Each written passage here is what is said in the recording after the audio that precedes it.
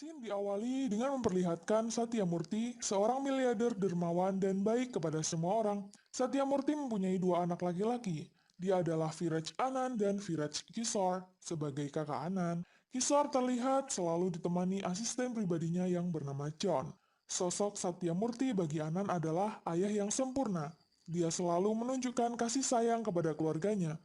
Uang tidak begitu penting baginya, bahkan saat dia ditipu berkali-kali oleh orang terdekatnya, dia sabar dan menerima. Karena yang terpenting baginya adalah berbuat kebaikan. Anand sangat patuh kepada ayahnya. Terbukti saat ayah menjodohkannya dengan anak temannya yang bernama Naidu, Anand pun langsung setuju, dan gadis itu bernama Pallavi. Sebelum Anand melepas masa bujangnya, dia akan pergi berlibur ke Barcelona. Sesampainya di Barcelona, Anand terlihat sangat hedon. Dia menaiki mobil mewah, menyewa kapal pribadi, juga pergi ke klub malam. Sayangnya, tak berapa lama dia berlibur, dia mendapat kabar duka bahwa ayahnya telah meninggoy akibat kecelakaan. Akibatnya, dia harus segera pulang. Dampak dari kematian ayahnya, hidup Anand dan keluarga menjadi berbanding terbalik 180 derajat. Anand bahkan harus menghadapi saham ayahnya yang anjlok dan mengakibatkan keluarganya mengalami kebangkrutan. Bahkan sebulan setelah kematian ayahnya, rumahnya kini dipenuhi orang. Bukan untuk bela-sungkawa, melainkan untuk menagih hutang. Ini adalah Paida Sambashiva Rao, kerabat almarhum ayah Anand yang di otaknya hanya uang, uang, uang, dan uang. Paida mempunyai istri cantik, tetapi hubungan mereka berdua tidaklah baik. Itu semua karena mereka tidak terbuka dalam hal mengelola keuangan, di mana istrinya dulu diam-diam membeli saham emas yang ternyata anjlok sehingga membuat Paida rugi besar. Pasangan itu akhirnya tidak pernah saling berbicara selama bertahun-tahun dan hanya bicara menggunakan kertas yang ditempel di dinding penyekat. Lanjut cerita, Paida Sambashiva Rao mendatangi Anand untuk menasihatinya. Dia mengatakan di depan semua orang agar Anand tidak perlu menjual harta benda peninggalan ayahnya untuk menutupi hutang. Paida malah menyuruh agar menjual saham ayahnya yang menurut dia tidak bernilai itu, agar keluarga Anand tidak jatuh miskin. Paida juga menyuruh Anand untuk mengatakan kepada orang-orang penagih hutang ayahnya bahwa Anand tidak memiliki hubungan dengan pinjaman ayahnya itu, agar dia bisa terhindar. Tapi Anand tidak bisa melakukan itu, karena itu bisa mempermalukan kehormatan ayahnya. Anand berkata kalau dia tidak akan menipu, dan semua orang harus mengingat ayahnya sebagai pahlawan. Setelah itu, Anand langsung menandatangani pelunasan hutang ayahnya. Atas kejadian itu, Paida memberitahu adiknya yakni Naidu bahwa kini Anand sudah jatuh miskin. Mendengar hal itu, Naidu lantas membatalkan rencana pernikahan mereka secara sepihak. Dan jahatnya lagi, Pallavi pun menyetujui keputusan ayahnya itu. Tidak hanya itu, Kishore kini menjadi gila karena ditinggal mati ayahnya. Untungnya, Anand punya kakak ipar berhati mulia bernama Kak Sindu. Kak Sindu dengan setia tidak menerima tawaran orang kaya yang ingin menikahinya. Bahkan Kak Sindu rela menjual semua perhiasan emas miliknya untuk menutupi kekurangan hutang ayah mertuanya. Melihat ketulusan wanita itu, Anand bertekad membalas kebaikannya dengan merawat keponakannya yang lucu bernama Sweety. Kini, Anand dan keluarga harus pindah dari istana megahnya dan pindah mengontrak di rumah sederhana. Sweety berkata kalau dia tidak menyukai rumah barunya itu. Anand pun menghiburnya, lalu dia berjanji akan membawa Sweety ke istana kembali dalam waktu 1 tahun. Dan dengan semangat, Anand pun mulai mencari pekerjaan untuk menghidupi keluarganya itu. Ditambah lagi, ia harus membayar biaya sekolah Sweety sebanyak 2 laks. Kak Sindu merasa tidak enak hati dan menawari Anan agar memindahkan sekolah Sweety di tempat yang murah saja. Tapi Anan bersikeras tidak akan memindahkan sekolah Sweety dan akan mencarikan jalan keluar. Anan mendatangi kantor dekorasi milik temannya yang bernama Sapii untuk mencari pekerjaan. Anan mengatakan kalau dia baru butuh 2 laks untuk membayar sekolah keponakannya. Sapii menawari Anan agar bermitra dengannya menjadi tim wedding organizer di kota Oti, di mana mereka akan membayar 10 laks, lalu Sapii akan memberinya 5 laks. Anan sangat berterima kasih karena dia satu-satunya teman Anan yang mau membantunya. Friend ప్రాణాలకి పోవచ్చు. Singkat cerita, Anan pergi dengan asistennya yang bernama Paman Samsul. Mereka berdua menaiki mobil perusahaan. Sesampainya di tempat tujuan, Anan kaget bukan kepalang. Ternyata yang akan menikah adalah Pallavi yang tidak lain mantan calon mempelai wanitanya. Anan langsung menelpon Sapii dan protes, tapi Sapii segera mengingatkan upah 5 laksnya. Anan pun dengan terpaksa menurutinya. Pallavi melihat Anan ada di sana dan segera menghampirinya untuk memamerkan bahwa sebenarnya Pallavi hanya mencintai Yogesh bukan Anan. Jahat banget gak sih? Bye. Naidu melihat Anan di sana. Dia menghampiri Anan dan mengusirnya. Karena dia kira Anan akan mengacaukan pernikahan putrinya. Anan lantas mengancam Naidu kalau dia akan membocorkan kepada Yogesh bahwa mereka telah memutuskan pertunangan dengannya karena jatuh miskin. Alhasil Naidu tidak bisa berkutik dong. Di malam hari, Anan bertemu dengan seorang perempuan yang bernama Samira. Anan mengira Samira adalah wanita nakal karena memegang rokok dan minuman. Padahal Samira hanya disuruh pegang sama saudaranya. Ditambah lagi Samira kedapatan diam-diam minum obat diabetes yang dikira Anan itu adalah narkotika. Anan melihat Samira jatuh dari tangga. Itu pasti sangat sakit guys. Mira menyadari ada yang melihatnya. Dia sangat malu dan berkata dengan Anan agar tidak menceritakan kejadian itu kepada siapapun. Dikira Anan, dia dilarang menceritakan tentang rokok dan minuman keras. Tapi yang dimaksud Mira hanya kejadian dia jatuh dari tangga saja. Karena itu sangat memalukan. Mira mendatangi kamar pengantin sepupunya itu untuk bertanya siapa laki-laki itu. Pallavi berkata, sebenarnya dia adalah orang yang tidak jadi menikah dengannya karena Pallavi lebih memilih Yogesh. Lanjut cerita, Anan dan Samsul pergi mencari udara segar. Di tengah jalan, mereka berhenti dan menebengi pria tua yang kebetulan akan pergi ke pernikahan keponakan wanitanya. Pria itu bernama Koda Rambabu. Dia merupakan kakak tertua dari Paidarao dan Naidu. Tapi hubungan kakak beradik itu tidak baik karena pembagian warisan ayah mereka yang tidak merata, di mana Koda mendapatkan lebih sedikit dibanding kedua saudaranya itu. Tak lama mereka bertiga sampai di lokasi, Paida datang dan melihat Anan. Jiwa julidnya meronta-ronta dan mempermalukan Anan di depan Yogesh dan lainnya. Dia mengatakan kalau Anan adalah laki-laki bodoh yang tidak mau menjual saham ayahnya dan malah memilih menjual harta bendanya untuk membayar hutang. Sehingga dia tidak jadi menikah dengan Pallavi karena sudah miskin. Anan merasa sedih dan pergi. Mira melihatnya dan mendekati Anan.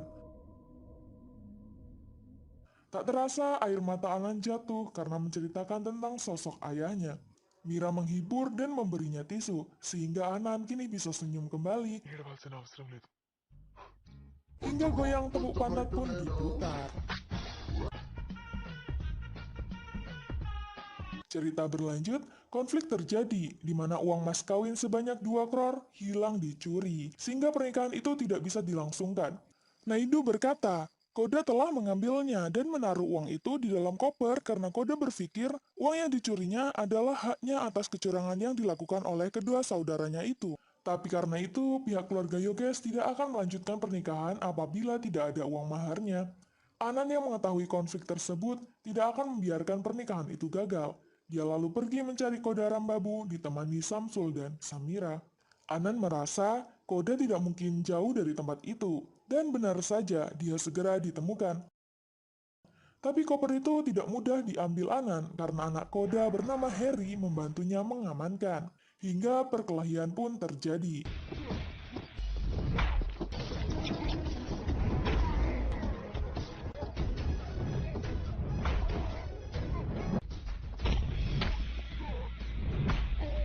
Singkat cerita, koper didapatkan dan mereka berdua dibawa ke rumah Naidu.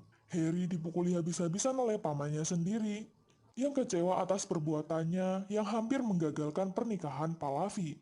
Tapi Anan langsung menghentikan dan menyadarkan Naidu, di mana seharusnya kejadian itu menjadi wajar karena kesalahan di antara mereka yang secara licik mengambil hak Koda Rambabu. Bahkan Naidu hanya memperdulikan pernikahan putrinya tanpa melirik kehidupan Koda dan anaknya yang serba kekurangan itu.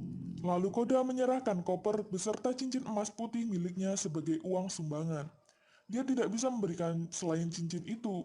Seketika Naidu pun menyadari kesalahannya. Dia meminta maaf kepada kakaknya dan berjanji akan memperbaiki hubungan mereka. Selain itu, Naidu juga menyerahkan properti kepada Harry karena dia pantas mendapatkannya. Naidu sangat berterima kasih kepada ayah Anan karena telah melahirkan anak yang hebat seperti Anan. Lanjut cerita, Pallavi mendatangi Anan untuk menyerahkan dirinya dibawa pergi Anan untuk dinikahi. Tapi Anan berkata, Yogeslah yang pantas untuk Pallavi. Anan tidak akan menggagalkan pernikahan itu. Pallavi langsung memeluk Anan. Melihat itu, Mira sangat senang dong. Mira mendekati Anan. Mira juga mengatakan sebenarnya dia tidak mengkonsumsi narkoba, melainkan obat diabetes. Dan hanya orang-orang yang dia sayanglah yang tahu penyakitnya itu. Makanya dia minum obat diam-diam. Tapi tiba-tiba Mira keceplosan mengajak menikah, sehingga mereka berdua tersipu malu. Akhirnya pernikahan Pallavi dan Yoges pun digelar dengan lancar. Setelah acara selesai, Naidu memberikan cek sebesar 15 lak, bukan 10 lak kepada Anan untuk menghormatinya. Dari situ akhirnya Anan bisa melunasi tunggakan sekolah Sweetie. Setelah acara pernikahan Pallavi, hubungan Anan dan Samira semakin dekat. Hingga Anan pun mengunjungi rumah Mira untuk meminta restu kepada kedua orang tuanya. Ternyata Samira adalah anak Paida. Paida marah dan tidak merestui hubungan mereka. Anan berkata kepada Mira, jika dia memilihnya, Anan akan membawa pergi Mira dari sana. Mira bertanya, mengapa ayahnya sangat membenci Anan. Itu semua karena Paida merasa kecewa dengan ayah Anan yang sudah mencuranginya soal tanah. Anan marah karena Paida tidak menghormati ayahnya. Babu kata, Minana. Tapi Paida segera mengambil kertas bukti dan menjelaskan, di mana dulu sebelum Satya Murti meninggoy, dulu ayah Anan menjual tanah 2 hektar kepadanya, dan tanah itu terletak di kota Rediarpati. Dulu masih 10 kror, tapi sekarang sudah naik 50 kror. Sayangnya satu set dokumen palsu ada di Devaraj. Devaraj mengklaim tanah itu miliknya dan memasang papan juga. Dan saat Paida hendak menanyakan kepastian tanah itu kepada Satya Murti, dia keburu meninggoy. Makanya saat Paidu datang kemarin, dia berharap Anan memilih menjual saham ayahnya saja daripada membayar hutang menggunakan kekayaannya, sehingga Paida mendapatkan kembali tanah haknya itu. Sayangnya Anan malah memutuskan untuk menyimpan saham peninggalan ayahnya yang menurut Paida tidak berguna. Lalu Paida bertanya apakah Anan bisa mengembalikan haknya itu. Ichasava!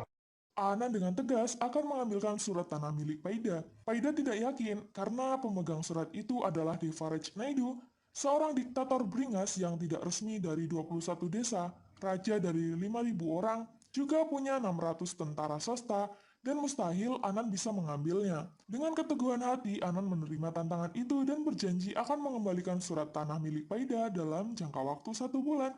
Jika hari ini tanggal 21, maka tanggal 20 bulan depan jam 12 siang Anan sudah harus mendapatkannya. Jika berhasil, Paida akan mencuci kaki Anan dan menyerahkan putrinya. Tapi Anan hanya mau Paida memberikan karangan bunga ke foto Satya Murti dan meminta maaf kepada ayahnya itu. Anan bertemu dengan Sapii untuk mencari cara agar segera mendapatkan surat tanah itu. Sapii mengusulkan agar dia menukarkan saja dokumen yang asli dengan yang palsu. Kebetulan Sapii kenal dengan saudara ipar Devaraj. Mungkin saja dia bisa membantunya menukarkan dokumen itu. Singkat cerita, Anan dan Samsul pergi ke Rediarpati menaiki kereta dan bis. Setelah sampai dan keluar dari bis, seorang pengendara motor hampir saja terjatuh karena jalanan yang berlubang. Anan pun berinisiatif menancapkan kayu dan selendang agar jalanan rusak tidak dilewati oleh pengendara. Tapi setelah itu Anan bingung, rumah Devaraj dan iparnya berdempetan antara nomor 6 atau 9. Hindi pa raw. Anan dan Samsul mantap memasuki nomor 9. Setelah dipersilakan masuk, mereka berdua heran dengan keadaan sekitar.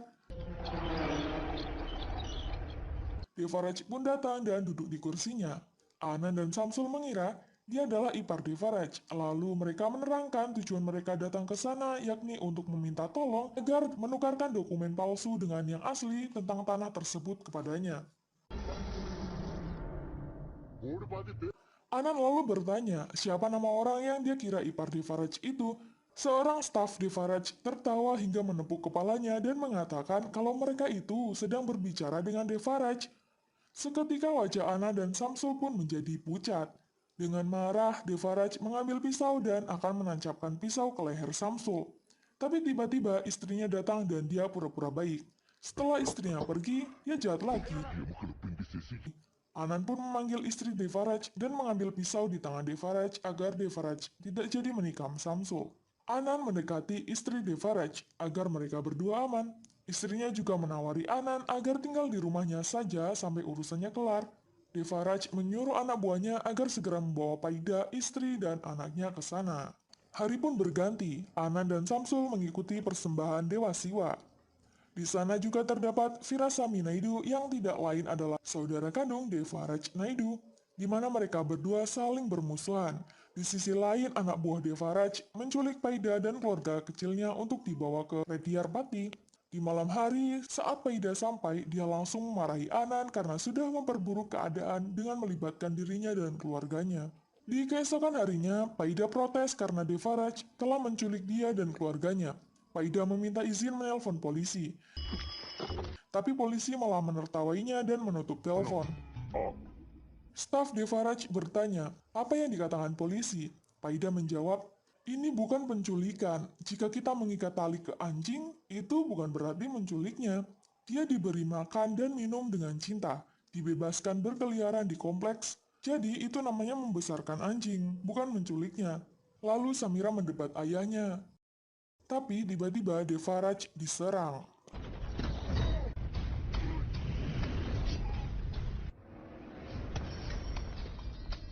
Mendengar keributan, istri Devaraj bertanya apa yang terjadi dan menanyakan siapa orang-orang itu.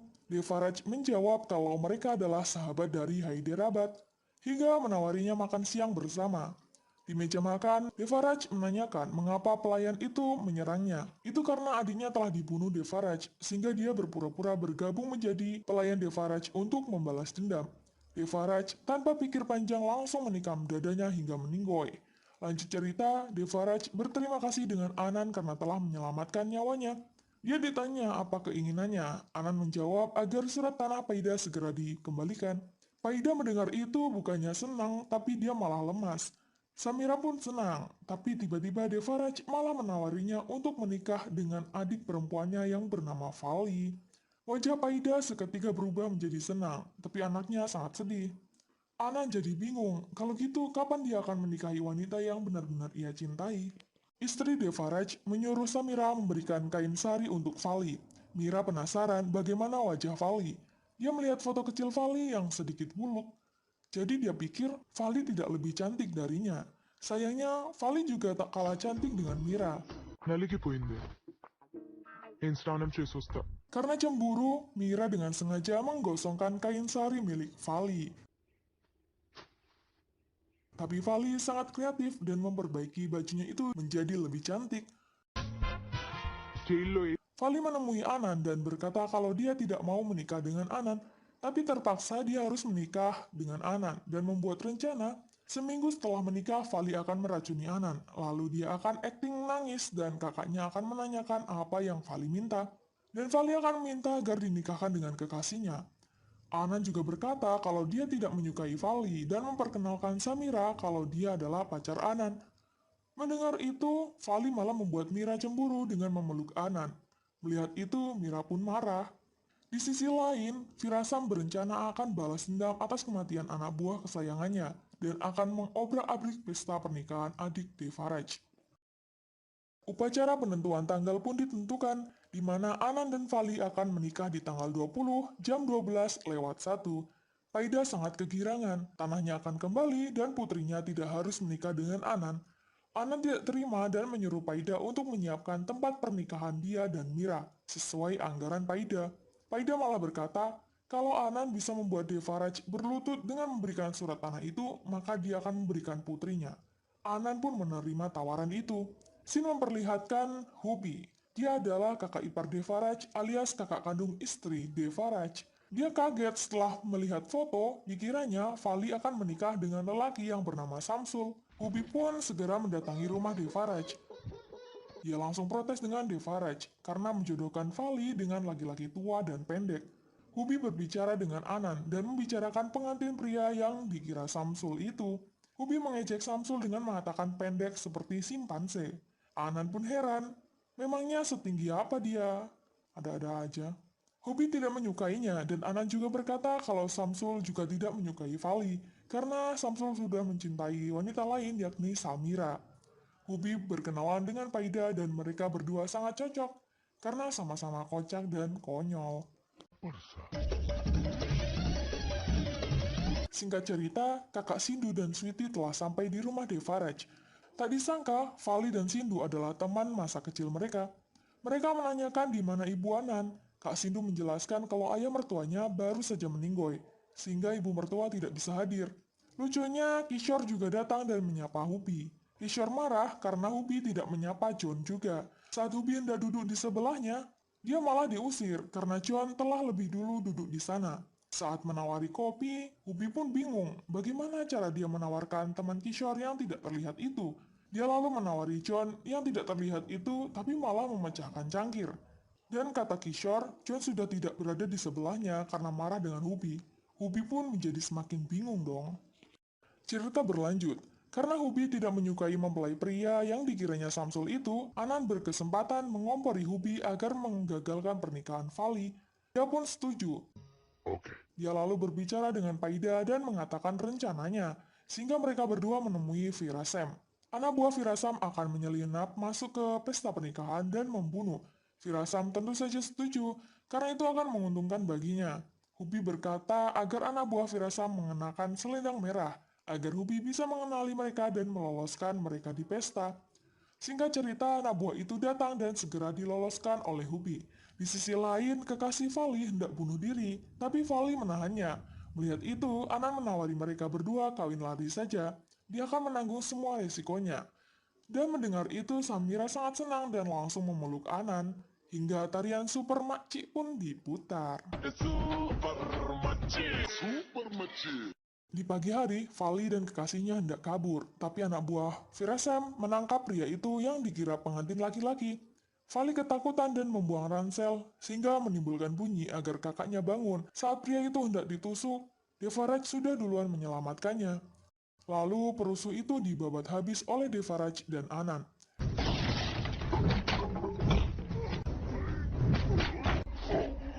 Devaraj dengan marah bertanya siapa dalam semua itu. Seseorang menunjuk Hubi. Hubi pun ketakutan. Istrinya membujuk Devaraj agar mengampuninya, tapi tidak dihiraukan. Hubi segera masuk ke dalam semak-semak, tapi semak-semak itu malah disiram bensin. Saat Devaraj hendak membakar dengan korek api yang menyala, Anan menghentikannya dan berkata, adikmu dan aku tidak menginginkan pernikahan ini. Adikmu takut menolak permintaanmu, sedangkan aku sedang menginginkan bantuanmu. Makanya, untuk menghentikan pertunangan ini, aku merencanakan masuknya mereka. Aku hanya menginginkan surat tanah Paida dan memenangkan taruhan, makanya aku diam. Tapi melihatmu akan membakar seseorang, aku tidak bisa tinggal diam.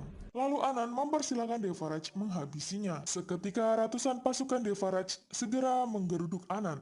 Dia hanya dengan sebatang kayu ajaib mampu menangkis pedang-pedang tajam milik mereka.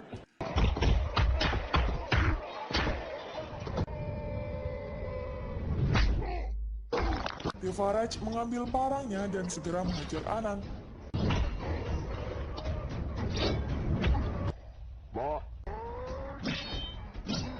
Tiba-tiba ibu Anan datang dan meneriaki Anan. Itu membuat Anan tidak konsen sehingga parang Devaraj mengenai bahunya. Devaraj terkejut melihat ibu Anan. Dia teringat tragedi kecelakaan. Di mana kala itu Devaraj, Vali dan istrinya sedang pergi jalan-jalan bertiga dengan mobil baru Vali. Tak disengaja, mobil mereka menabrak mobil lain dan ternyata milik Satya Murti. Ayah Anand tidak marah dan malah membantu mendorong mobil. Tak disangka, sebuah truk yang ditunggangi Virasam itu hendak menyerang Devaraj. Mengetahui hal itu, Satya Murti segera menyelamatkan Vali. Tapi sayangnya dia tertabrak truk hingga terpental dan bersimpah darah. Melihat kejadian itu, Ibu Anand tak kuasa dan pingsan. Mereka segera membawa Satya Murti ke rumah sakit. Sebelum meninggoy, dia berkata, "Saya telah menjual tanah kepada teman saya. Seseorang telah menguasainya, dia tinggal di daerah sini. Saya tidak mungkin membiarkan teman saya kehilangan uangnya, bukan?" Vali bertanya siapa orang yang dimaksud Satya Murti, agar kakaknya segera menanganinya. Sayangnya, sebelum sempat menyebut nama, Satya Murti meninggoy. Mendengar itu, Paida merasa sangat bersalah. Vali mendekati Anand dan berkata, "Ayahmu meninggal karena menyelamatkan aku, jadi Anda tidak harus mati untuk menyelamatkan saya. Sekarang setiap saya hidup, saya telah berhutang budi kepada ayahmu." Lalu Vali meminta Devaraj untuk melepaskan Anand. Devaraj pun pergi. Ternyata dia mengambil surat tanah yang dimaksud ayah Anand. Dia sadar selama ini hanya membunuh tanpa menyelamatkan nyawa, tidak seperti ayah Anand yang hebat dan baik hati itu. Bahkan seluruh keluarga, harta benda yang dimiliki Devaraj tidak bisa membayar kebaikan yang ayah Anand lakukan untuknya. Devaraj berlutut dan menyerahkan kertas itu kepada Anand sembari berkata, "Ambillah, ini bukan tentang kemurahan hati saya, melainkan kebesaran ayahmu." Dan Anand segera menyerahkan surat itu ke Paida. Paida merasa sangat bersalah. Dia telah mengorbankan putrinya sendiri hanya untuk tanah ini. Dia berkata, "Aku meninggalkan istriku di rumah orang lain, dan ayahmu meninggoy hanya karena orang berdosa sepertiku. Istriku akhirnya mau berbicara. Itu karena berkat siapa lagi kalau bukan berkat ayahmu." Anand akhirnya lega, nama baik ayahnya kini harum kembali. Di sisi lain, Firasem menelpon Hubi menanyakan bagaimana anak buahnya di sana. Tapi sayangnya dia malah kecelakaan. Mobilnya tergelincir ke jurang dan meninggoy. Sedangkan Anand mendapat kabar baik bahwa sahamnya menang, sehingga harta benda dan kekayaannya bisa kembali lagi. Janji Anand memindahkan Sweetie dalam waktu 1 tahun pun ditepati. Dan mereka akhirnya hidup kaya seperti semula. Dan film ini pun berakhir.